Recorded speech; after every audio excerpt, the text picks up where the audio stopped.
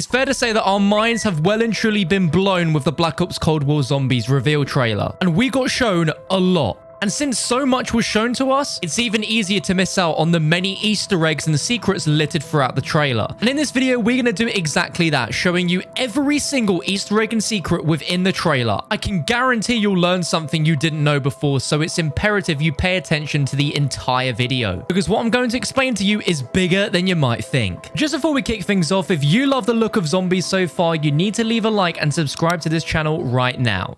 You done that? Let's go. To kicking things off, let's start with confirming the spawn location for D Machine. Near the end of the trailer, you can see Quick Revive there in the background, and we get an even closer look at it during the first look gameplay. And this basically confirms that we'll start the game outside of Nectar and Totem, and the progression of the map will start us outdoors in a bright environment to then going underground into that dark, eerie bunker. You also get a nice up-close shot of the Quick Revive machine, and the price on the old one used to be 10 cents, but now it's 40 cents. Now, of course, in Zombies, Quick Revive never costed 10 cents. It was always 1500. This could be a little pun on inflation prices over the years, but we do know that perks are upgradable in Cold War Zombies. So this could potentially be a reflection of the actual machine being upgraded, giving us a stronger version of Quick Revive. If we go back to the shot where we can see it to the right, the icon on the side of the machine looks different to its original logo. Let me know what you think. Now, in two different scenes of the trailer, we see this suspicious looking crate. First time the characters walk past it and the glow from their torch makes it very hard to spot, but later on in the game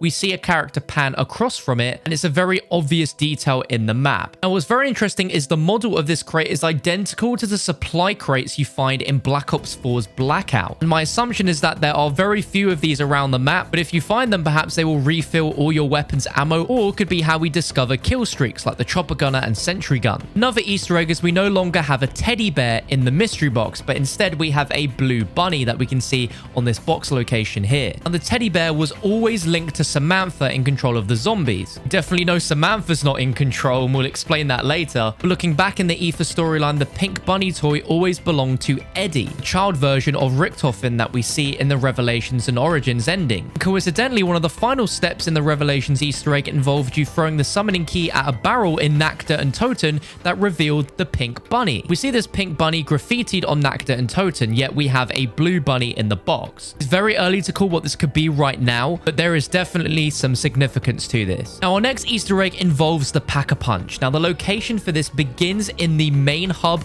of the machine facility, where we see a splodge of what looks like oil on the ground. Then later on in the trailer, we see this splodge is replaced with a elemental ball of energy, almost like a portal. Then the next time we see it, it is the full PackAPunch machine there, but we can obviously see it's redesigned very differently with the middle part missing. No longer is the weapon inserted into the machine, but there's almost like a furnace of elemental power which upgrades the weapon. Just below, you'll be able to see the new name of the PackAPunch machine, which is the Forge. Now, they didn't call this the Forge for no reason. This is a throwback to the original inventor of the PackAPunch machine, who was a blacksmith called Jebediah Brown. And of course, when you tie a blacksmith and the Forge, it's an absolutely lovely Easter egg reference to that. But to me, it seems the PackAPunch is going to enter the map in various parts. In the intro cutscene, we can see that this machine is influenced by a massive burst of ethereal energy, which could explain how the PackAPunch is suddenly inserted into the room. And the most obvious explanation, to me anyway, is that this is all linked to the Dark Aether. But speaking of Dark Aether, the trailer ends with a shot of Woods fighting zombies at the end in the same outdoor spot that we see the multiplayer characters fighting, as Juggernog is in the same location, but clearly things are very different. There's a spooky purple nighttime glow on everything. There's so much fluorescent energy coming off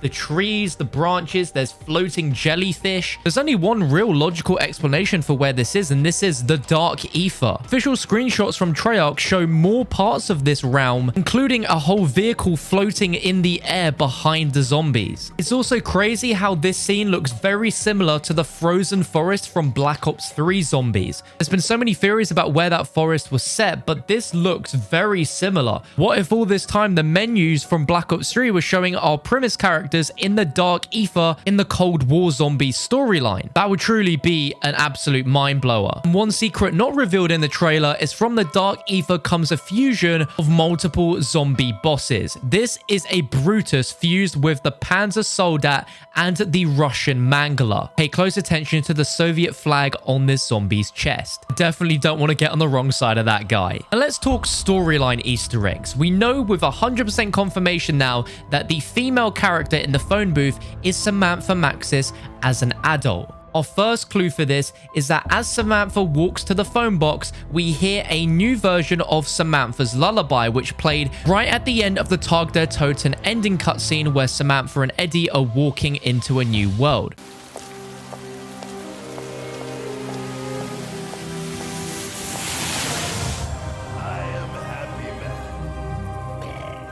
Furthermore, when she's dialing on the keypad, she types in the letters Maxis and mentions how it is happening again. It can't be anyone else. It is 100% Samantha Maxis, and that is super exciting. But another detail you might have missed is that right at the end of the cutscene, a strange man walks past the phone booth at the end. Now, we have no idea who this could be, but a few assumptions could be Eddie or Dr. Monty and or the Shadow Man disguised as a human. They were banished to the Dark Aether, so there is a chance that we could see them again. Whoever they are, they seem to get into a car and follow Samantha right at the end of the cutscene. But that's not it on storyline, because we have some very exciting details to talk about. In one shot of the trailer, we see the original spawn room of Nectar and Totem, and scratched on the staircase is some very interesting writing. The cursed one will rise again. Now, I don't know about you guys, but I am incredibly excited by just seeing this one sentence alone, because it confirms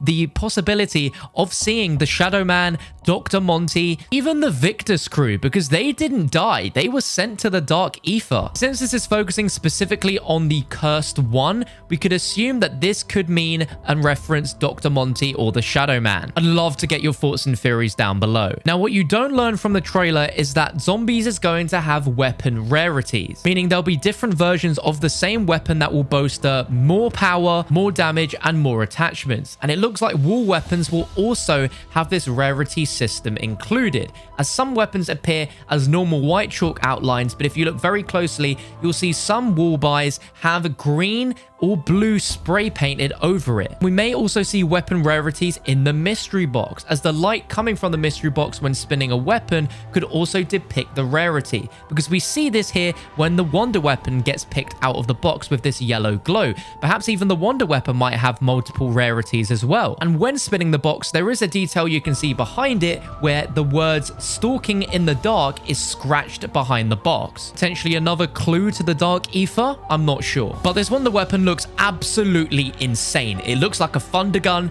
and the jet gun welded together, and we don't know the name of it for sure, but we might be able to spot this in the trailer, as when it's spinning in the mystery box, there is some red text written on the weapon that in 4K you can work out, and it says Prototype Einheit, which translates in English to prototype unit. Not really sure what we can make of that, but when the weapon is shot, not only does it shoot this insane elemental orb that blows back the zombies like the thunder gun, but also sort of disintegrates them out of existence. But you can also see very closely, if you catch this frame by frame, that this elemental blast releases drones. That's right, there are drones during this shot as well, and I assume that they will also help you take out the zombies, but I don't really know. That is a detail that I guarantee all of you missed. And there are some really nice nods to the original World at War Nectar and Totem here, as in one shot, crew are stood on a plane, and this is the same crashed plane from the original Nectar and Totem intro, and you can find this plane outside of the map if you go upstairs, which gives us a good idea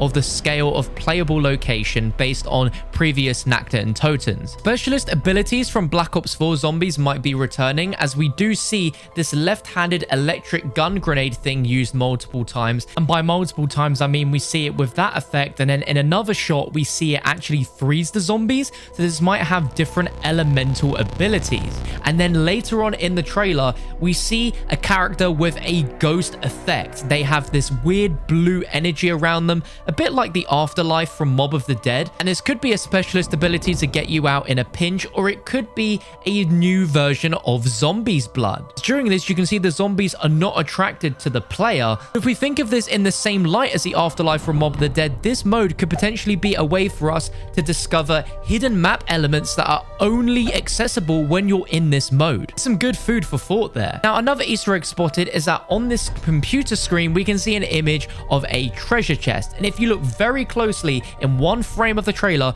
you can see outdoors near the quick revive machine is a treasure chest just lying there in the open. This is separate from the mystery box. It's a completely different design. This is clearly what the image on that computer screen is linking to. And since this is near quick revive, perhaps this could be a box to collect your weapons after bleeding out, similar to what we had in Infinite Warfare Zombies. Perhaps since this map looks so big that there are multiple places that you could respawn at, so there are multiple locations for these treasure chests. As I'm going back and editing this video now, I've noticed that this chest looks very similar to what we touched on at the start of the video with this sort of ammo crate. I also spotted a fourth one that's under the plane here near Juggernog. So either 4 places where you can get your loot once you've respawned, or 4 secret ammo crates to replenish ammo, or 4 secret chests that have kill streaks in them. Now, a load of our classic fan favorite perks are returning, but we have a new one called Elemental Pop. We see the character drink it. The perk machine itself looks amazing, styled like an 80s arcade. This perk allows you to modify your ammo types in a pinch. So it's sounding like you'll be replacing the PackAPunch alternate ammo type system with this perk, which will allow you to change your alternate ammo type whenever you want. Since we have 5 anime characters on this perk machine, perhaps there are now 5 different alternate ammo types. That would be awesome. In one shot of the trailer, we can see the side of the Nectar and Totem building with its graffiti, and we can see the cosmic silverback spray painted on the wall, which is a teaser that he might be returning in Dead Ops Arcade 3, which Treyarch teased yesterday as returning to Black Ops Cold War. So much zombies goodness happening. Now, another big thing mentioned is that zombies will drop parts that you can scavenge to craft items, buildables, equipment, and we can see this in one part during the trailer, during the chopper gunner segment, where zombies that are getting mowed down are dropping blue items. We can clearly see a blue frag grenade dropped, which to me seems like you'll be replenishing your grenades here via a zombie dropping a grenade, but there's a much bigger piece that's dropped as well. Not sure what that could entail, but we also see zombies dropping yellow looking items at some point as well. It's very brief, but potentially the days of finding random spawn items around the map could be over, as essentially we'll need the zombies to drop the parts now instead. And whilst it's very obvious we're getting the entirety of Nectar and Totem here,